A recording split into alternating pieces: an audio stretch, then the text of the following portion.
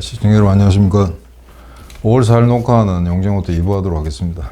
원래 우크라이나의 전쟁은 대표님이 이제 정치 경제 분석, 좀 더 광범위한 차원의 분석을 가하고, 그 다음에 어떤 국내 문제, 우리와의 관계, 이런 것까지 쪽에 설명을 하는 걸로 하고, 저는 좀 더 이제 군사적인 측면을 보강하는 걸 하려고 했었는데, 그간에 커뮤니티에 올린 대표님의 이제 설명 또는 뉴스 정보를 갖다 요약한 내용을 보면은 거기 나오는 무기체제의 제식 번호까지 다 쓰셨더라고요. 그래서 저는 사실은 제식 번호 같은 거는 써봐야 우리 혁명 21이나 그 다음에 여기 뉴핑을 보는 독자들 이제 연령대가 이제 굉장히 나이 많으신 분들이 많기 때문에 그것까지는 필요 없지 않나라고 생각했는데 소장님 일일이 그것까지 기업해 주셨더라고요.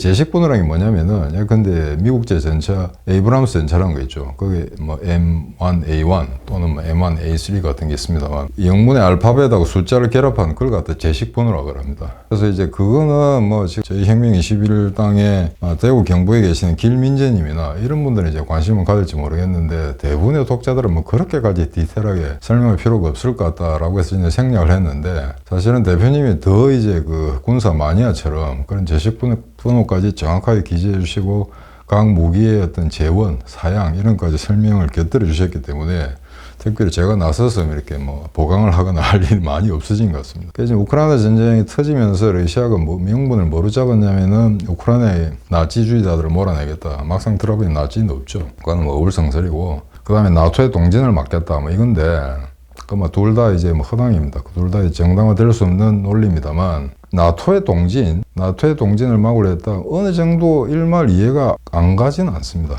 뭐냐면은 지금 지도를 나오는데, 지도를 보시게 되면은 우크라이나까지 만약에 나토 회원국가 되면은 러시아의 이제 핵심부 내지까지 상당히 이제 들어와서 돌출부를 형성한 그런 이제 형세가 되거든요. 그러니까 자기들이 이제 위협을 느낄 수밖에 없다고 하는데, 자, 그러면 우크라이나가 나토에 가입했다고 합시다.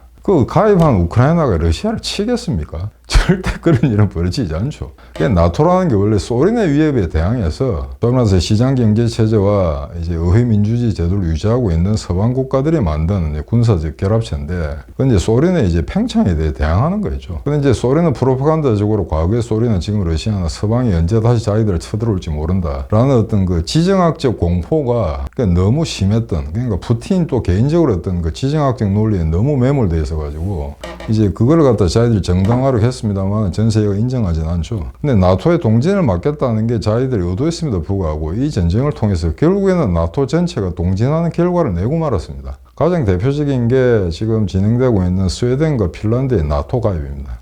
이 두 나라는 이제 중립국인데, 핀란드 어느 정도 이해가 됩니다. 소위 말해서 핀란드화라는 거. 과거의 구소련, 그 다음에 러시아와 국경을 맞대고 있기 때문에 어떤 적대적인 군사 동맹에 들어가지 않겠다 하는 게 핀란드의 외교 정책이었고, 그거를 서방과 러시아가 인정을 했었습니다. 그런데 우크라이나가 침공을 당하니까 다음에 우리가 될지 모른다라고 이제 가입을 하게 될 수밖에 없는 상황이죠. 그 다음에 이제 스웨덴인데, 스웨덴은 사실은 노르웨이하고 핀란드 사이에 있기 때문에 러시아로부터 직접적인 침공을 당할 그럴 위험은 없습니다. 이제 그럼에도 불구하고 나토에 가입하게 됐다는 건 이 사태가 얼마나 이제 위협적인가 하는 걸 갖다가 웅변적으로 말해주고 있는데, 근데 스웨덴은 과거에 사실 굉장히 뺀돌뺀돌한 나라였습니다. 2차 대전 때 중립국이었거든요. 근데 중립국이면서 사실은 나치 독일을 거의 다 도우다시피 했습니다. 왜냐면은 이제 무기를 만든 데서 이제 철광석이 많이 들어가는데, 그 철광석의 대부분을 독일의 스웨덴으로부터 수입을 했거든요. 그 다음에 말로만 중립국인데, 이 스웨덴 왕가나 정치가들은 독일군이 부상당한 병원의 병동에 가가지고는 위로도 하고 했는데, 소련군의 병동에는 가지를 않았습니다. 영미연합군 쪽도 마찬가지고. 그러니까 사실은 심정적으로 나치 독일 편이었다고도 할 수가 있죠. 뭐 혼내는 뭐 그렇지 않다 하더라도.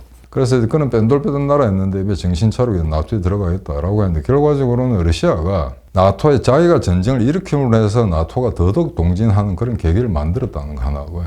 그 다음에 트럼프가 이제 특히 서유럽 국가들의 뺀돌거리고 굉장히 몰두하고 자국민의 복지 이런 데만 신경 쓰고 이제 군비 지출은 전혀 힘을 안 쓰니까 너 돈 좀 더 내라, 군비 증강해라 라고 이제 소위 말해서 과거에 이제 그 지금 현재 나토 회원 국가들, 그 다음에 EU 국가들하고 이제 각을 세웠죠. 근데 결과적으로는 트럼프가 그렇게 난리를 쳤는데도 이루어지지 않았던 일이 이번 전쟁으로 해서 독일을 위시한 서구 국가들이 전부 군비를 증강시킬 수밖에 없는 그런 조건을 만들어내게 된 겁니다. 그래서 좀 웃기는 이야기는 독일은 지금 군사력이 뭐 옛날에 9위 정도였다고 10위권 밖으로 떨어졌는데 만약에 얘들 숄츠가 하는 말대로 GDP 대비 2% 이상을 올리게 되면은 미국, 중공, 그 다음 서일이 돼버립니다. 전 세계 3위의 군사력을 갖게 될지도 모른다는 겁니다.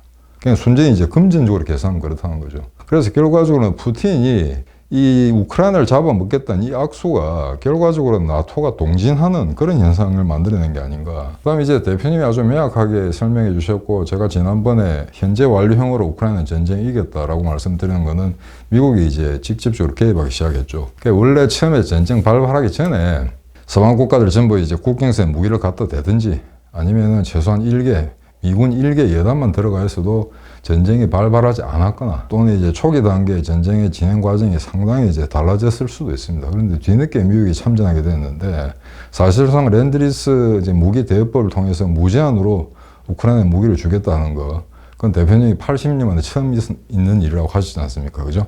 그러니까 한국 전쟁, 베트남 전쟁 때도 하지 않았던 일을 우크라이나에 대해서 하겠다는 거는 우크라이나는 믿을 수 있다는 겁니다. 한국은 언제 찌부러질지 모르고 베트남 저것들은 무기 줘봐야 다 웰명군데 베트공한테 넘어가니까 도저히 줄 수가 없다.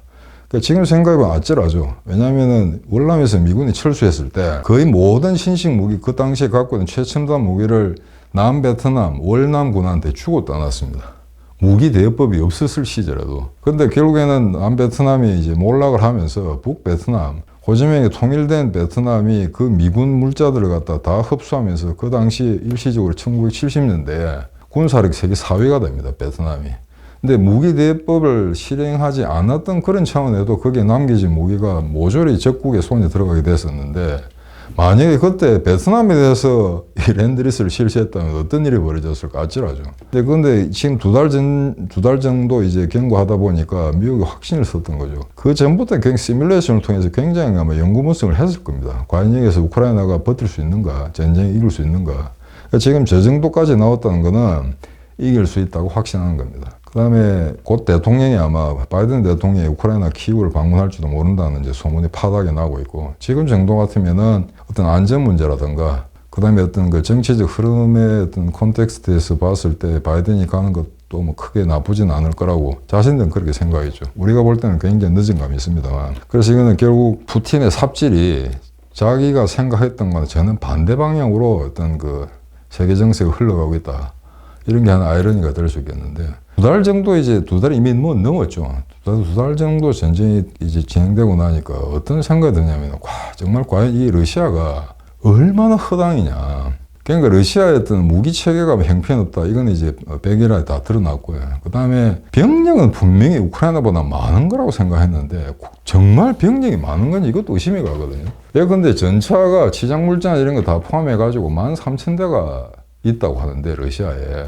물론 이제 영토가 큰 나라니까 전쟁이 흩어져 있겠죠. 그게 전쟁이 흩어져 있으니까 문제가 될 수 있겠습니다만, 근데 그럼에도 불구하고 지금 우리가 알기로는 러시아가 갖고 있는 전력의 한 65%를 우크라이나전에 투입하고 있고 투입할 예정이다라고 되어 있습니다. 그런데 지금 두 달이 지난 시점에서 그 전력의 25% 또는 30%까지 보는 사람도 있고 심지어는 40%까지 내다보는 사람이 있습니다. 그러니까 전력의 25%에서 35% 정도가 손실됐다, 사라졌다. 전투 서열표상에서 제대, 병력, 전력이 다 사라졌다고 하는 겁니다. 그러면서 보충대, 예비대 같은 건 별로 없고, 생각보다 굉장히 많은 군대가 있을 줄 알았는데 무려 100만이 넘지 않습니까?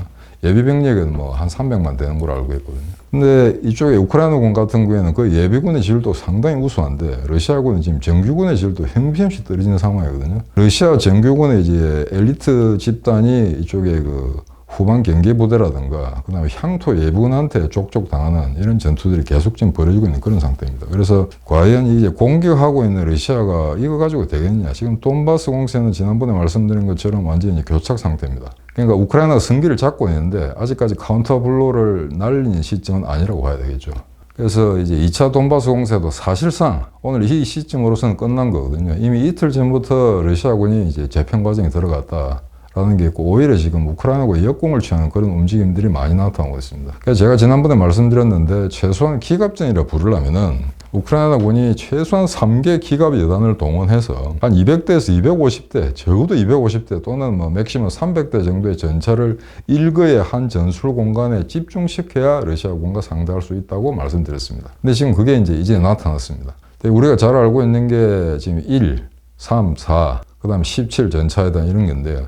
지금 1전차여단 아마도 하르키우 쪽에서 북방으로 아마 반격하는데 지금 운용하고 있는 것 같고, 그 다음에 돈바스 구역에는 지금 3개 전차 여단, 그냥 기갑 여단이죠. 기갑 여단이라 해야 되겠죠. 그러니까 3, 4, 17 기갑 여단이 지금 포진되어 있는 거로 그래 지금 확인되고 있고, 그 다음에 5 기갑 여단은 원래 그 오데사 구역에 5개 여단 중에 하나였는데 그게 지금 오데사 구역에 러시아군이 상륙할 가능성이 없다 보니까 아마 동쪽으로 돈바스 방향으로 아마 이동할 거다라는 뉴스가 바다했었는데 아직 그렇게까지 가지 않은 것 같습니다. 그래서 헤르손 북쪽 구역에서 얼쩡거리는 이런 상황이고요. 그쪽 헤르손 쪽에서 헤르손이 금방 탈환될 줄 알았는데 아직 탈환이 안 되고 있기 때문에 그 5기갑 여단은 3, 4, 17 전차 여단만큼 동쪽으로 진격해서 같이 아마 작전을 수행하기는 좀 현재는 좀 어려운 상태 같습니다. 근데 이게 러시아군이 어느 정도 지금 병참이 열악하냐면은 100만 이상의 대군이 있고 이제 작심한 우크라이나를 친 줄 알았는데 이제는 모스크바 수도 방위사령부 같은 그 제대까지 동원하고 있는 실정이거든요. 이미 중앙아시아하고 그 다음에 블라디보스톡에 있는 이제 북동부 거기 있는 제대는 이미 여러 번 사용했었고요. 또는 서쪽으로 와가지고 쪽쪽 깨지긴 했습니다만. 그리고 지금 이제 자기들이 소위 말해서 3.5세대 전차 중에 가장 우수하다고 하는 T-90 전차. 요거는 T-90 전차는 T-72, T-80, T-90 요게 이제 그 러시아군이 운영하는 주된 전차 종류들인데 그 중에서 가장 업데이트된 겁니다. 가장 첨단 3.5세대 전차인데 이게 70대밖에 없거든요. 소위 말해서 2차 대전 때 독일군이 굴리던 T가 1형보다도 더 이제 수치가 적은 굉장히 이제 음선된 엘리트 제대만 쓸 수 있는 건데 이것까지 지금 전선에 동원시킨다는 이야기입니다. 근데 그걸 보게 되면 이제 거의 전력도 바닥이 난 게 아닌가 이렇게 해석할 수밖에 없는 상황이거든요. 근데 이제 최근에 러시아가 이렇게 전력이 부족함에도 불구하고 전선을 확대시키려는 움직임이 있습니다. 그러니까 몰도바, 서쪽에 있는 몰도바 그 오른쪽에 간단한 이제 세로로 우크라이나 국경을 접하고 있는 그 부분이 이제 트란스니스트리아라고 자치공화국. 그러니까 아마 행정적으로는 독립했을지 모르겠습니다만 전 세계가 단일 국가로 독립국가를 인정하지 않는 구역입니다. 친러파들이죠. 근데 얘들이 이제 그 우크라이나 전선으로 투입될지 모른다. 그러니까 러시아군과 합세한다는 이야기겠죠. 그렇기 때문에 이건 아마 그럴 것 같습니다. 주공은 돈바스에서 움직이는데 다른 지역에 있는 우크라이나 제대들을 갖다 이동시키지 못하고 현지에 묶어두기 위해서 성동격서식으로 아마 교란 행동을 하기 위한 그런 술책이 아닌가. 만약에 전투에 개입한다면은. 그럼 북쪽에 있는 벨라루스군도 마찬가지입니다. 그런데 만약에 트란스니스트리아군이 섣불리 병력도 얼마 안 될 겁니다. 주민수도 얼마 안 되니까. 걔들이 만약에 우크라이나군을 친다라고 하다가는 아마 나라 전체가 날아갈지도 모르겠습니다. 지금 현재 우크라이나의 어떤 전력을 보자면요. 그래서 지금 아주 뭐 상식적으로 이야기하자면은 2달이 지난 시점에서 군사 전문가들이나 일반인들이나 모두 다 포함해서 러시아군의 전력, 그 다음에 기술, 전술적 능력을 과대평가했고 우크라이나군은 굉장히 과소평가했던 거죠. 그냥 완전히 이제 질이 바뀐 건데, 한간에 들리는 이야기에 의하면은 이제 서방에서 꼭 계속해서 이제 자주포라든가 곡사포 무기들이 집결하면서 이제 화포 전력이 늘어났기 때문에 5월 중순 이후가 되면은 질적인 문제뿐만 아니고 양적인 차원에서도 우크라이나군이 러시아군을 압도한다는 이야기가 있습니다. 이래 되면 이제 돈바스 공세하는 건 다 물 건너간 이야기죠. 지금 2차 공세가 이제 중단된 상태입니다만 앞으로 전개될 작전이 제3차 공세인지 아니면 2차 공세 2단계인지 그건 아직 알 수가 없습니다. 그럼 새로운 이제 그 프레시한 제대들이 와야 되는데 현재 새로운 전력이 없죠. 그리고 북쪽에 제가 1기갑 여단이 하르키우 북쪽으로 치고 들어갔다고 했는데 거기에 왜 치고 들어갔냐면은 저쪽 러시아 영토에 있던 6제병협동군이 마지막 예비로 남겨져 있던 6제병협동군이 하르키우 쪽을 향해서 남하하다가 우크라이나군과 붙어서 깨진 거죠. 깨진 상태인데 그게 아마 마지막 예비 병력이었던 것 같은데 그게 사라지면 그런데 어떻게 되냐. 그럼 모스크바 주변에 있는 수도방위사령부라든가 우리 같은 뭐 34단 뭐 이런 거겠죠. 수색에 있는 이런 거까지 끌어모아가지고 전투를 한다는 이야기입니다. 자, 이거 정말 낭패났죠. 5월 9일 날 정승기념일에 맞춰서 우크라이나 돈바스 지역을 석권하고 이제 전쟁을 종료시키려고 하는데 물론 그게 100% 맞는지 안 맞는지는 모릅니다. 언론에서 그렇게 떠들고 있으니까. 근데 이제 그것도 못하게 됐다는 거죠. 왜냐면은 지금 녹화는 오늘이 5월 4일입니다. 근데 5월 9일까지 5일밖에 남지 않았는데, 그때 이게 승리했다, 우크라이나와의 전쟁에서 승리했다라고 하려면은 뭔가 눈에 띄는 전과가 있어야 되거든요. 돈바스를 전부 장악했다든지 전혀 장악되고 있지 않습니다. 그러니까 이게 얼마나 허접하냐면, 지금까지 아마 그 별자리 그 러시아군의 장성들이 12명이 지금 전사한 걸로 되어 있습니다. 그 다음에 뭐 상급 대령이라든가 야전지휘관들은 그래도 더 숫자가 뭐 20명까지 늘어날 거거든요. 그런데 이게 한번 보시게 되면 이 2달밖에 안 된 전면전에서 12명의 별자리들이 죽었다, 전사했다. 이런 삽질은 세상에 없었거든요. 지금 보면 이라크와 아프간의 전쟁에 참여했던 미군 같은 경우에는 각각 10년, 합해서 20년 동안 전투를 치르면서도 단 한 명의 장성들이 전사한 적이 없습니다. 2차 대전도 이렇게 많은 장성들이 그렇게 단기간에 죽은 경우도 없고요. 근데 이걸 보게 되면은 이 소위 말해서 러시아의 군사력, 지휘 통제 체계, 그 다음에 병참 문제, 그 다음에 소위 말해서 IT 부분에 있어서의 어떤 그런 굉장히 소문과는 다르게 굉장히 열악하다는 거. 그 다음에 카탈로그 상으로는 세계 최고 무기였는데 막상 써보니까 허당이라는 거. 러시아 전차가 이게 모양은 굉장히 난립하게 생겼죠. 이게 차체도 낮고 피탄 범위가 적다는 이야기입니다. 그런데 이게 허수룩한 이제 대전차 무기에 족족 나가 떨어진다는 거, 이런 걸 보게 되면은 얼마나 한심한 건지, 이 무기 체계까지 전부 엉망이다. 뭐 전술 기술적 능력 말할 것도 없고, 그냥 결국에는 지금 현재까지 상태를 보게 되면은 우크라이나군의 승기가 뭐냐? 처음에는 러시아군이 병참 운영을 잘 못한다고 했었거든요. 그게 가장 주된 요인으로 생각했는데 2달 정도가 지나고 나니까 육해 공군 합했습니다. 우크라이나군이 기술적, 전술적으로 러시아군보다 월등히 우월하다는 게 입증이 됐습니다. 그러니까 더 열악한 조건에서 더 잘 싸운다는 거죠. 예컨대 이 러시아군이 동원한 대공 방위망은, 방위 체계는 가장 이제 뛰어난 S-400 이제 미사일, 대공 미사일들이 있습니다. 이걸 주로 썼었고, 그 다음에 우크라이나군 같은 경우에는 그보다 한 단계 낮은 S-300을 썼거든요. 근데 S-300을 쓰면서 소위 말해서 항공기 떨어뜨리는데, 격추시키는 데는 3배 이상의 능력을 발휘했습니다. 러시아군보다. 그러니까 그러니까 우크라이나군이 만약에 러시아군에 의해서 항공기가 한 50대 정도 격추됐다고 한다면은, 같은 시기에 러시아군 같은 경우에는 거의 150대 이상이 격추됐다는 거죠. 이걸 보게 되면은 그보다 러시아군보다 열악한 무기를 쓴 우크라이나군이 더 잘 싸운다는 거는 그만큼 기술적, 전술적 또는 작전술적으로 우크라이나군이 뛰어나다는 걸 세계에 입증한 셈입니다. 그래서 아마 그 대표님이 우크라이나 전쟁 전과 후가 이게 완전히 다를 거라고 이야기하는 거는, 어떤 정치 체제의 어떤 경제 상황의 변동도 있습니다만, 소위 말해서 이 순수한 군사 기술적인 측면에서도 아마 전사를 새로 써야 되지 않을까, 그런 이제 생각들이 들거든요.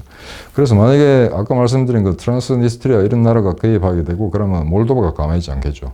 그럼 그 국경에 있는 루마니아까지 가세하게 된다면은 이제 그 정말 3차 대전에 준하는 그런 나토 회원국가들이 전쟁에 참여하게 된 이런 일이 발생할지 모른다라고 이제 전 세계가 이제 두려워하고 있는 그런 상태입니다. 그래서 지금 그 우크라이나군이 기갑 여단들이 지금 돈바스에 집결했다. 그 다음에 지난번에 그 M777 그 미국이 준 곡사포 있다고 제가 말씀드렸는데, 처음에 18대 했는데 아마 토탈 아마 90대를 갖다가 우크라이나군에 증여하는 걸로 그렇게 된 모양입니다. 근데 그 중에 한 절반 정도, 최소한 45문 이상은 우크라이나 전선에 배치됐다. 그래서 이제는 순수하게 포격전을 하더라도 아마 우크라이나군이 러시아군을 농락할 수 있을 거다라는 게 이제 대세를 이룬 것 같습니다. 그래서 지금 현재 돈바스 공세는 뭐 언론에서도 여러분들 TV 보시게 되면 특별한 전과가 나오질 않습니다. 어느 구역에서 어디가 격퇴당했다든가 그런 게 없거든요. 그래서 얼마 전에 왜 그 12명의 장군이 죽은 것과 관련해서 그 러시아군의 참모총장이 아마 슬라비안스크 쪽으로 왔다가 이중 축선이 가장 중요한 데가 슬라비안스크죠. 이게 벌써 보름 전에 슬라비안스크 장악한다고 했는데 아직까지 장악하지 못하고 있습니다. 러시아군이. 거기를 방문했다가 미사일 폭격을 받아서 어떻게 뭐 엉덩이와 대퇴부를 다쳤다고 하는데, 또 그게 아니라는 뉴스도 있습니다. 단지 현장을 이탈해서 모스크바로 돌아갔다는 이야기. 근데 막 부상을 입었든 부상을 안 입었든 일단 그런 참모총장이 와서 철수할 수밖에 없었다는 상황은 전선이 그만큼 악화되어 있었다는 이야기거든요. 그래서 그때 미사일 폭격 자체가 실수한 건 아닙니다. 왜냐하면 이미 적어도 100명 정도의 러시아군이 사망했고 전사했고, 그다음 30대 정도의 장갑 차량들이, 군용 차량들이 파괴됐다. 그다음에 거기에 뭐 영관급, 위관급 장교들 죽은 거는 뭐 수도 없고요. 그래서 그 미사일 폭격은 뭐 우연이었든지 아니면 미 군 첩보당국에서 정보를 주어서 이렇게 정밀 타격을 한 건지는 확인이 안 됩니다만 일단 그 자체가 이제 상당한 전과로 남게 되는데 거기에 아마 참모총장은 살아남았습니다만 오시노프라고 세르게이 오시노프던가요? 전자전 담당하는 러시아군 장성이 전사를 했습니다. 여하간 그건 안에 큰 러시아군으로서는 큰 전과죠. 그래서 이제 여기까지가 지금까지 이제 돈바스 공세 상태인데 아마 한 보름 동안 여러분들 아마 우크라이나군하고 러시아군에 대치하는 지도를 쭉 보시게 되면은 큰 변화가 없을 겁니다. 그건 변하고 계속해서 대치 상태에 있는데 제가 말씀드린 것처럼 그다지 큰 병력끼리 부딪히는 건 아니다. 그런 상황입니다. 그래서 그게 이제 큰 그림인데 그 세부적인 전투를 보게 되면 그간에 뭐 우크라이나군의 활약이라는 건 정말 끝도 없을 거거든요. 그러니까 제블린하고 엔로 그 대전차 무기를 다루는 장병 한 사람이 9대의 전차와 차량을 격파시켰다. 그 중에 9대 중에 6대는 그 오전 중에 어떤 하루에 오전 중 전투에서 혼자 6대를 부쉈다는 내용도 있고, 그 다음에 이 장갑차, 전차가 아닙니다. 우크라이나 장갑차 한 대가 14대의 러시아군 전차와 그냥 일대 접전을 벌였다라는 뉴스. 수도 없이 있습니다만 이제 이 전쟁이 시작됐을 때 여러분 그 이야기를 한번 들으셨을 겁니다. 키우의 유령이라고. 2월 24일 개전했는데 이제 키우 상공에 이제 그 러시아 폭격기 전투기들이 하늘을 덮었겠죠. 그런데 그게 놀랍게도 아주 구세주고 이렇게 신의 한 수라고 할 수 있는 조종사가 나타나가지고 하루에 6대 러시아기를 격추시키고 또 어떤 날은 10대까지 맥시멈 그리고 40대까지 격추시켰다. 물론 이거는 좀 확인하기 어려운 이야기고 아마 약간 우크라이나 측이 과장했을 수도 있는데 그 사람이 한번 전사를 했다는 뉴스가 났습니다. 스테반 타르발카 소령이라고 지금 사진에 나옵니다만 이 사람이 지금 뉴스에 뜬 건 5월 초인데 아마 3월 13일에 전사한 것 같습니다. 근데 40대를 정말 격추시켰는지는 좀 나중에 좀 확인을 해봐야 될 것 같습니다만 이게 전혀 거짓말이 아니라고 지금 생각하는 게 약간 여기서 이제 2차 대전 이야기에 비교해보고자 합니다. 근데 이 말씀을 드리기 전에 혹자는 이렇게 생각할지도 모르겠습니다. 지금 핵무기가 있는 시대에 2차 대전에 그때 전투 경험이라는 게 크게 지금에 와서 중요할 수가 있느냐, 그게 뭐 큰 도움이 되겠느냐, 그게 교훈거리가 되냐라고 말씀하시는 분이 있을 수도 있습니다. 어떤 분 저한테 이제 개인적으로 이메일까지 보낸 분도 있거든요. 그런데 지금 전 세계의 어떤 그 군사 전문가들이나 유튜브에서 꼭 이 우크라이나와 러시아 전투를 설명하면서 과거 2차 대전 때 독일군과 러시아군, 지역이 거의 동일하기 때문에 전투 지역이. 그걸 이제 빗대서 설명하는 경우가 굉장히 많은데 사실은 핵무기 시대를 하지만 핵을 쓰지 않는다면은 실질적인 전투 양상은 무기가 아무리 개량되고 개선됐다 하더라도 2차 대전 양식과 크게 다르진 않습니다. 그래서 만약에 80년 전에, 80년 전에 그 전투가 아무 의미가 없다 그러면은 소위 말해서 고대 로마라든가 징기스칸 부대라든가 과거에 그런 중세 시대라든가 어떤 근세 시대의 전투라는 건 전혀 의미가 없지 않느냐라고 하시게 되는 그건 그렇지가 않죠. 왜냐하면 지금 현재 미국의 해군 사관 생도들은 2차 대전 때 일본 연합함대사령관 야마모토 이소로코의 전기를 잃거든요. 7, 80년 전의 이야기지 않습니까? 그러면은 그게 무기 체계가 바뀐 시대에 과거의 전투는 아무런 도움이 되지 않는다라고 한다면은 그런 지금 전 세계 육사 출신들, 해사 출신들라든가 이제 과거의 전사는 절대 공부하지 않는다는 이야기가 되는데 전혀 그렇지는 않습니다. 그래서 이 40대 격추시키다는 게 전혀 거짓말이 아닐 수도 있다는 게 이건 이제 제트 전투기거든요. 그러니까 제트 전투기 같은 경우에는 적기를 3대만 격추시켜도 에이스가 됩니다. 그래서 2차 대전 이야기를 잠깐 하자면은 지금 표가 쭉 나옵니다만은 지금 2차 대전하고 지금까지의 전체 전투를 다 통틀어서 적기 격추한 서해를 쭉 매깁니다. 1위에서 200위까지. 놀랍게도 1위에서 107위까지가 2차 대전 때 하늘을 날뛴 독일군 조종사들입니다. 독일군 루프트와페 조종사들입니다. 믿기지 않죠? 그러니까 1위에서 107위까지가 전부 독일 공군이고 그 다음에 이제 108위가 이제 핀란드, 그냥 그 밑에 일본 조종사입니다. 여기에 보면은 연합국의 주역이었던 미국, 그 다음에 영국, 소련, 전투기 조종사는 단 한 명도 들어가 있지 않죠. 그러니까 이 정도로 이제 독일 공군이 그 당시에 전술적으로, 기술적으로 뛰어났다는 건데, 그래서 지금 전쟁에 진 나쁜 악당입니다만, 그래도 지금도 독일군 하거든요. 그래서 그 세계 1위, 아마 이 격추 기록은 인류 역사상 최고 기록인데 영원히 아마 깨지지 않을 기록입니다. 에리히 하르트만 352대를 격추시켰습니다. 그 중에 아마 미군기는 10대밖에 안 되고요. 342기는 전부 소련기입니다. 이게 독일군한테 물어보면은 소련군의 조종사들의 기량은 영국, 미국에 비해서는 굉장히 떨어진다고 하거든요. 그래서 서부전선에서 격추시키는 것보다는 동부전선에서 하는 게 팔이 잡듯이 쉽다는 겁니다. 근데 산 사람이 평생 동안 352기라면은 우리가 죽을 때까지 파리를 몇 마리 잡겠어요? 100마리 잡겠습니까? 근데 이 사람은 공중전을 통해서, 그러니까 실제 전투에 참가한 것도 1939년 아니고 42년 하반기부터 했거든요. 그러니까 42년, 43년, 44년, 45년 상반기까지 3년 반 동안 352개를 격추시킨 사람입니다. 2위는 바르콜은, 예, 이 사람은 2위인데 이 사람은 301대입니다. 301대고, 그 다음 3위가 균트랄이라는 사람인데 이게 275대입니다. 그러니까 이걸 다 합하면 약 1000대가량이 되는데요. 그래서 상대방 소련기 1000대 정도를 갖다 한 개의 한 2개 정도의 항공군 자체를 갖다 세 사람의 에이스들이 없애버린 게 되거든요.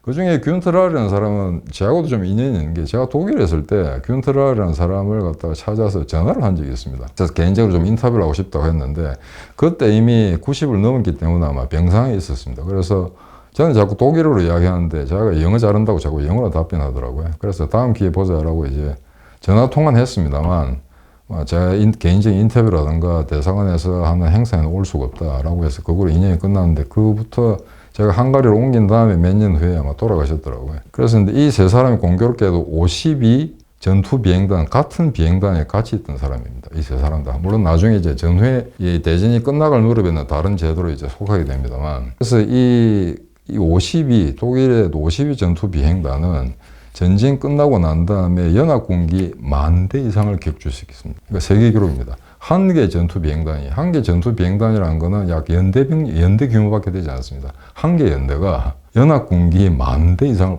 부숴버렸거든요. 1000대가 아닙니다. 10,000대입니다. 이런 전설적인 이제 에이스들이 질박이 있었던 게 이제 독일 공군인데, 이런 기록들을 보게 되면은 아마 키우의 유령이 40대를 격추시켰다는 게 그렇게 거짓말은 아닐 수도 있는 겁니다. 물론 10대, 20대밖에 격추 안 시켰는데 단지 사기를 올리기 위해서 날조했을 가능성도 없지 않아 있긴 있습니다만, 그건 나중에 확인돼야 되겠죠. 근데 2차 대전 프로펠러를 돌리던 그 시대의 전투 기록을 쭉 보게 되면은 제트기를 탔을 경우에 40대 그렇게 불가능한 건 아니다라고 짐작할 수도 있습니다. 그래서 요거는 이제 시간이 조금 남았으니 여담으로 2차 대전 독일 공군과의 어떤 비교해서 제가 말씀드렸는데, 그 다음에 그에 앞서서 개전이 2월 24일인데 2월 25일 날 좀 이제 아까운 인물 하나가 죽었죠. 그러니까 올렉산드르 옥산첸코라고, 사실 그 당시 53세. 그러니까 이미 우크라이나 공군을 이제 퇴역을 했는데 전쟁이 발발하니까 자기가 다시 전투기를 몰고 이렇게 창공으로 올랐죠. 근데 안타깝게 2월 25일 날 전사했습니다.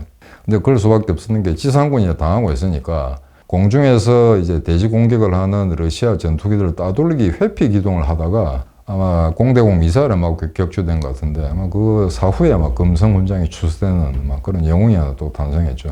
그래서 이 모든 어떤 그 놀라운 우크라이나군의 전사 기록, 이게 정말 객관적으로 맞는지 안 맞는지는 나중에 전쟁이 다 끝나고 나면은 제대로 확인해 봐야 되겠습니다만, 여하간 2달이 지난 시점에 지금까지 잠정 결론으로는 다른 모든 조건을 제쳐놓고라도, 그러니까 러시아군에 삽질을 한다, 그다음에 병참에 문제가 있다, 그다음에 어떤 푸틴이 갖고 있는 권위주의 정치체의 어떤 제도적 문제 때문에 러시아군이 싸움을 못한다, 이런 여러 가지 해설이 가해질 수가 있는데, 지금 2달이 지나고 난 다음에 객관적인 정황을 보게 되면은 우크라이나군이 정말로 우수하다라는 것 같아 새삼 느낄 수가 있거든요. 그래서 여러분, 지난번에 말씀드렸습니다만 이 전쟁 절대 우크라이나가 지지 않습니다. 지지 않으니까 안심하시고 계속해서 들려오는 성전보.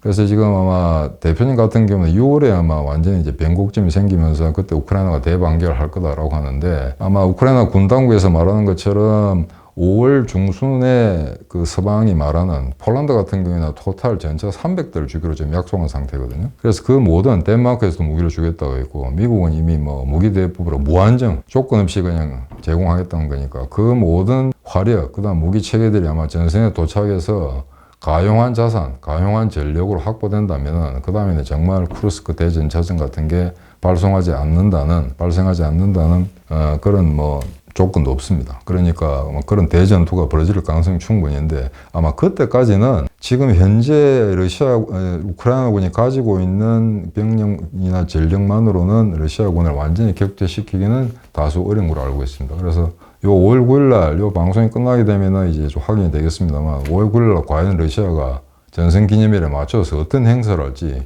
좀 지켜볼 수 있는데, 지금 현재로서는 100% 자국민을 갖다 속이지 않는 한 그 어떤 전과로도 5월 9일 날 전쟁을 종식시킬 수가 없는 상황이거든요. 그래서 그 이후에 어떤 사태가 벌어질지, 우크라이나군의 지속적인 활약을 기대하는 걸로 하고, 오늘 2부 방송은 여기서 마치도록 하겠습니다. 감사합니다.